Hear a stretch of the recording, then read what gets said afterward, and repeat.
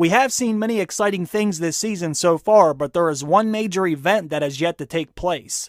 Episode 5 is going to set everything in motion for the final epic battle in this season, and we got a glimpse of that in the Season 7 trailers a few months ago. Jon Snow will be leading a group of men beyond the wall where they will eventually encounter the army of the dead, and this is going to eventually turn into a monumental Royal Rumble beyond the wall. Jon Snow has spent 2 whole episodes on Dragonstone, but in episode 5 he will begin to form his Suicide Squad that he takes with him up north. But before Jon leaves Dragonstone, something is going to happen that most of us have been dying to see for a very long time. Jon Snow will have his first face-to-face interaction with Daenerys Targaryen's dragon, and I'm not just talking about a flyover, it's going to be much more than that. This was also teased in the trailer months ago as well. When Daenerys Targaryen arrives back on Dragonstone after her intense battle with the Lannisters, she's going to land on the beach with Drogon, and they're going to come up to where Jon Snow is standing. If you look at this scene from the trailer, you can see a close-up of Drogon with Daenerys on his back. And if you look behind them, you can see the castle on Dragonstone. Daenerys is going to approach Jon with her dragon, but Jon isn't going to be as scared as Daenerys would expect. In fact, we should see a little bit of a bond between Jon and Drogon, and this will probably confuse Daenerys and possibly even make her a little bit jealous. But the most important thing is this will further confirm that Jon Snow doesn't just have Stark blood in his veins, but he also has Targaryen blood in his veins as well, the blood of the dragon. And this will probably cause the internet to break. Everyone is going to be wondering, will Jon Snow, aka Jon Stark, aka Jon Targaryen, ever ride a dragon himself? Well, we could end up seeing something like that in Season 8. If the Night King does kill one of Dany's dragons and mounts it for himself, we could potentially see an epic battle of the dragons in the sky, with the Night King on one dragon and Jon and Daenerys on their own dragons, and that would be crazy as hell if that happened. But before I go too far down that road, I'm going to wait and talk about that later, when and if the Night King actually gets the damn thing first. But in episode 5, there are going to be a bunch of other cool moments too that I want to talk about. There is another thing that everyone has been wondering for years, and that is where the fuck has Gendry been? We haven't seen Gendry since Season 3 when Davos set him free from the cells on Dragonstone. For all we know, he has been rowing that damn boat this entire time. Is it possible that Gendry became the Westeros version of Tom Hanks in Castaway? Has he been hiding in one of these caves on Dragonstone this entire time? I hope he hasn't started calling his bullhead helmet Wilson. I'm just kidding though, but episode 5 will be the episode Gendry makes his return. It looks like Gendry was in the trailer with the other 12 companions beyond the wall. Most people have speculated this is Gendry standing in a circle of men holding a warhammer. Some people have even said this is Robert Baratheon's warhammer that he has, but I actually disagree. I think if Gendry does have a warhammer, I think he made it himself, now that he knows he is Robert Baratheon's bastard son thanks to Melisandre. Gendry has probably been in King's Landing this entire time, most likely under an anonymous name. Being a blacksmith is one of the only things he is really good at, so that's most likely what he went back to doing in order to feed himself. Davos told him as long as the Goldcloaks don't know what he looks like, then he really has nothing to worry about, because they've been looking for Davos for years. So if Gendry started using a different name, he could probably move around King's Landing freely.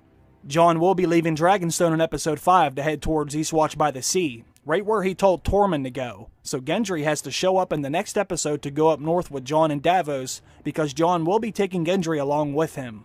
And speaking of Eastwatch by the Sea, you know who else we haven't seen in a long time? We haven't seen the Hound and the Brotherhood Without Banner since the very first episode of this season. These men will also be accompanying Jon Snow beyond the wall, which we also saw in the trailers too. Jon is going to have one hell of a crew with him when he runs into the army of the dead. Since the Hound saw the vision in the flames back in the first episode, they should be at Eastwatch by the Sea already, right where the wall meets the ice.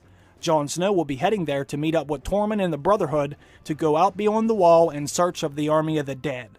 Like I said earlier in this video, there will be a lot of characters moving around in this episode, and with that being said, there is another character on the move right now. I thought he might actually show up in episode 4, but since he didn't, then I know he's going to show up in episode 5, and that is Ser Jorah Mormont.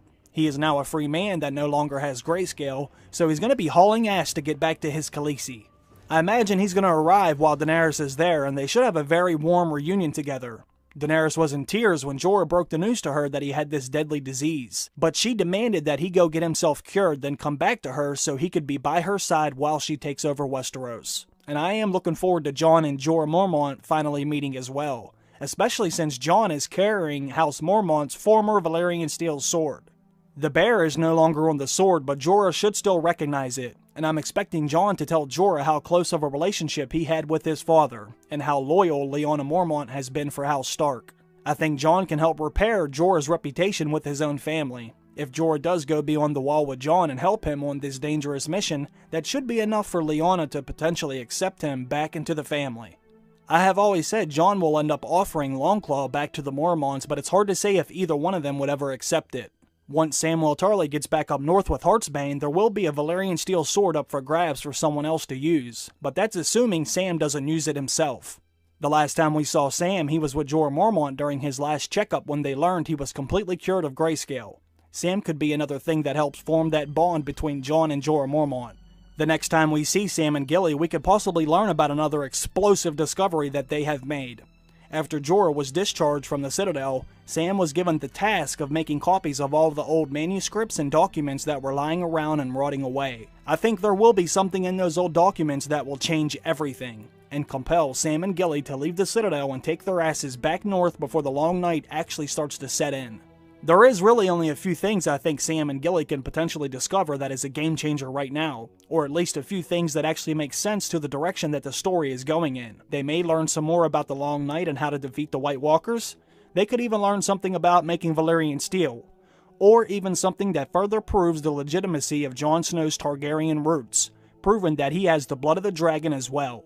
It's going to be something big that motivates Sam enough to leave the Citadel and go and reunite with Jon again, because I do not think Sam is going to stay at the Citadel for as long as it takes to become a maester. By the end of this season, the band of brothers will start to unite to form this super group of characters that are going to take on the Army of the Dead together, whether that be on the battlefield or done behind the scenes with their minds. Either way, all of the best and smartest characters that we are familiar with will all start to come together with only a few episodes left before all hell breaks loose. As we wind down to the end of the season, things should start to begin to get more and more interesting and exciting, while everyone prepares for the storm that the Night King is about to bring, and I cannot wait to see the death and destruction that's about to take place. Episode 5 might not be action-packed, but I still think it should be a very solid episode. Daenerys is going to return after a deadly battle with the Lannisters, and when she touches down on Dragonstone, we will see Jon Snow and Drogon interact with each other. The bond between Jon and the dragons will have officially begun. And hit that like button if you are a R+L=J believer, because I know I am. Also, we may or may not touch base with the Hound and the Brotherhood again as they arrive at Eastwatch by the Sea to prepare to follow the vision that the Hound saw in the flames. Gendry will make his return, and Jorah Mormont will make his return as well. Sam and Gilly may discover something incredible in those old-ass dusty documents the Archmaester asked Sam to make copies of.